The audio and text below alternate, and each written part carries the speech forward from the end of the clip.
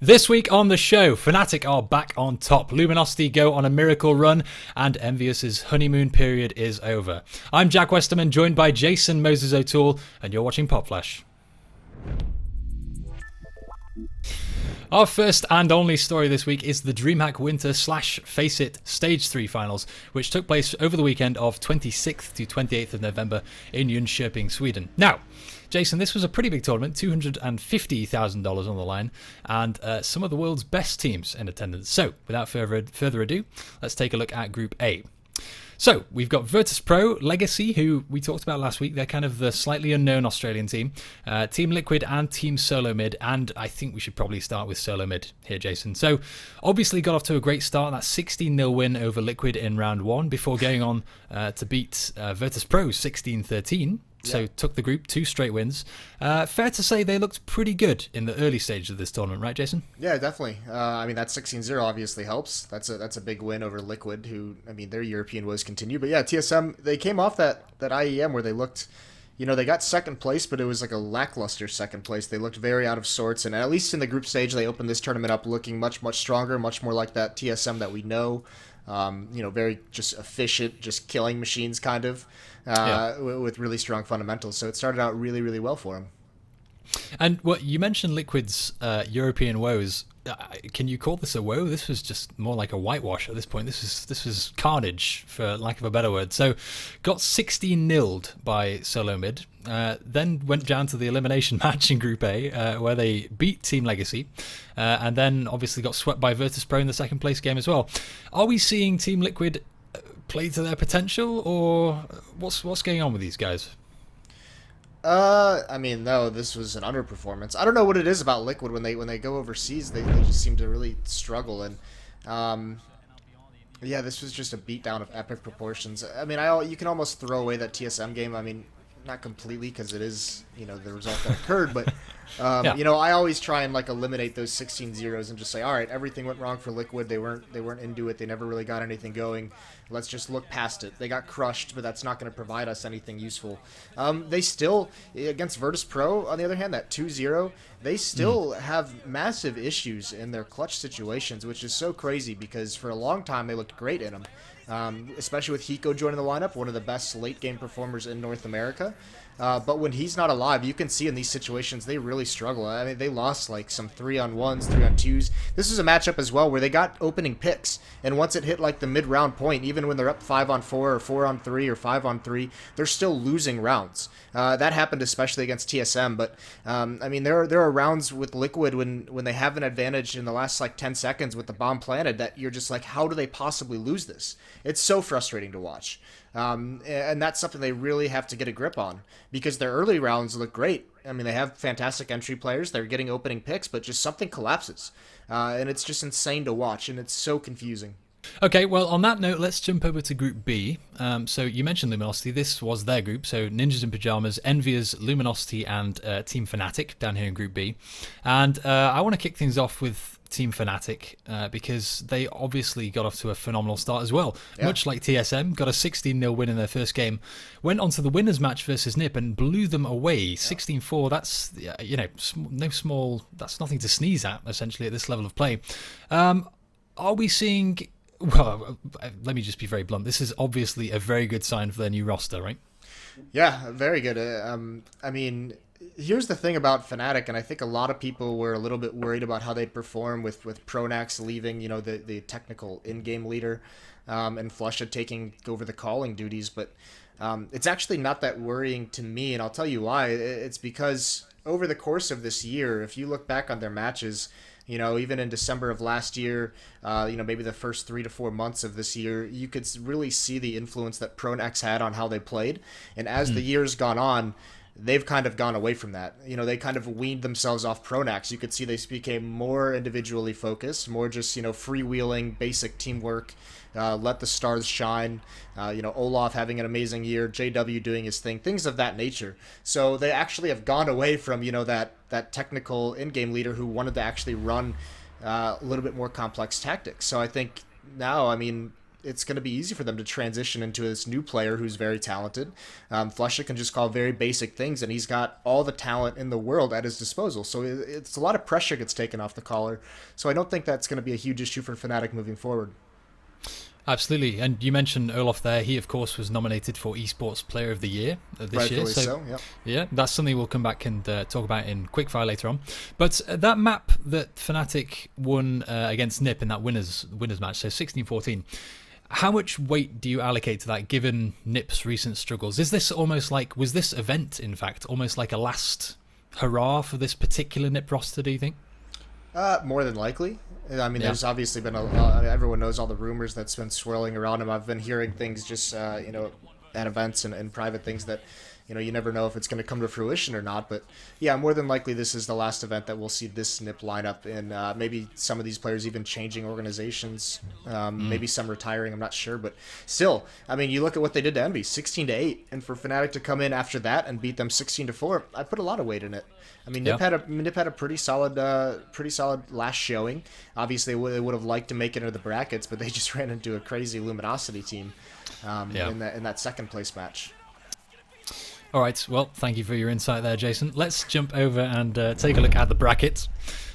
So you've talked about Luminosity. Obviously, this event was kind of Luminosity's story in many regards. So they had that phenomenal run in their group, lost to Fnatic, but then came and knocked out Enviers, knocked out Ninjas in Pyjamas, came through to the bracket here, defeated TSM 2-1, which I don't think anybody saw coming. No. And took a map off Fnatic in the grand final. Just a phenomenal run, right, Jason? I mean, what do you chalk this up to? I think it's a lot. I think it's the fact that Cold has been. We've noticed him emerging as this star, and this is just one more thing on his resume that he might be the hottest player to close out this year, hottest individual player certainly. Yeah. Which is really impressive. Also, they brought in Taco and FNX from Games Academy, who are also talented, and they also had very good tournaments. Fallen was still playing really, really well. I think a lot of it is going to be, we talked about, you mentioned that honeymoon period for Envy maybe being over. This could be another situation for Luminosity where it is a little bit. They came into this event with no practice. So basically all they said is, guys, I'm going to follow, and he's just like, all right, guys, we just got 16-0'd. It can't get any worse.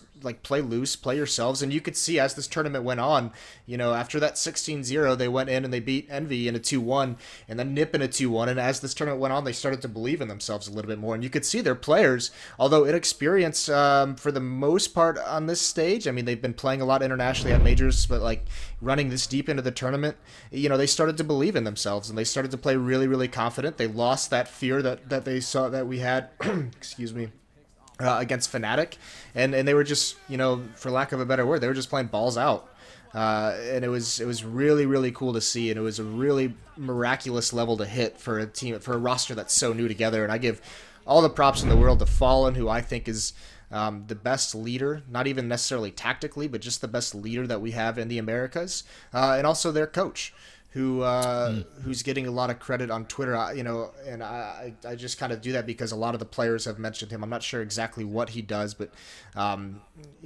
it takes a couple people when the roster is that new to hit this point in a tournament like this. Yeah, I don't think anybody expected Luminosity to get 16-0 and then make it all the way to the finals, which is where they did end up. So my last question for you on this topic, Jason, is around that particular match on the far right there, so Luminosity versus Fnatic. And we've touched on Fnatic a little bit, but, obviously they won this whole thing overall. Yeah. This new roster they've got, how much better can they be? Are we going to see another 6 months of Fnatic dominance, much like the start of this year? I don't think so. It very well could happen.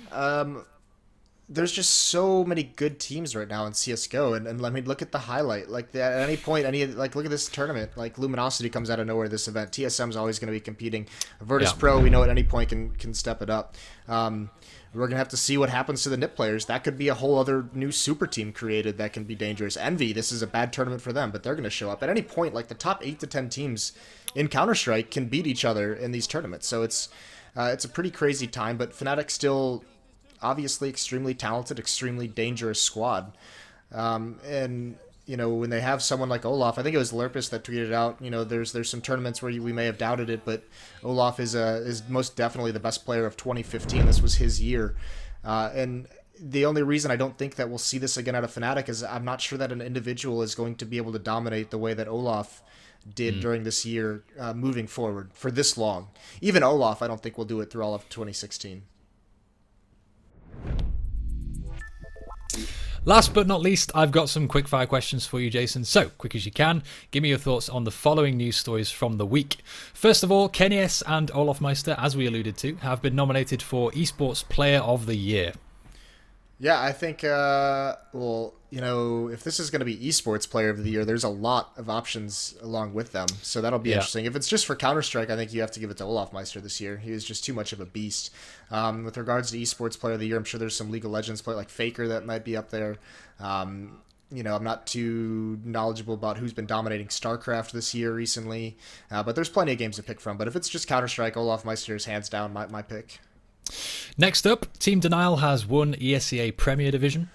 Yeah, very surprising upset over Follow Esports last night. Follow Esports having Peter and Stewie2K, two players that'll make you think that just right off the bat they can kind of outskill. And it looked like I was casting that match. It looked like that's the mindset that Follow Esports came into that match with, and Denial just shut them down. It was a destruction.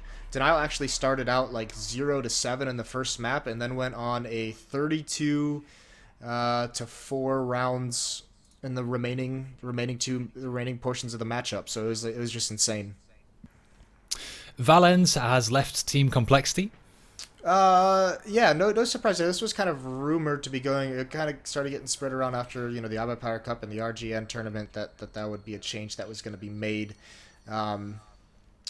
Obviously a little bit of a bummer for Valens as things starts exploding, but maybe Valens, but maybe I think I've heard that he wants to get into coaching, so he might be coming back in some kind of coaching capacity. He was the in-game leader for Complexity for some time, and also Nihilum before that. And also Denial when they made their first initial imprint at the very last ESEA land before Pro League started. But that could be cool. And last but not least, we've seen the return of two legends from Counter-Strike 1.6 this week. Kogu has joined Ints Gaming, and Sunday has joined MTW. Yeah, these are just two names, obviously pretty big names if you were caught 1.6. If you're not a newcomer into Counter-Strike with the Global Offensive. But, at the time, Kogu's hinted at him coming back to Go a couple times. It's always really hyped up. For me, I'm not going to get too excited quite yet. These are cool things to think about, cool dreams to have, but it remains to be seen. We've seen a lot of these legends come back into the game and not have an impact. It's hard as an older player to kind of change some of the habits and get used to this new game. It's usually the mental aspect, not the individual skill that's lacking.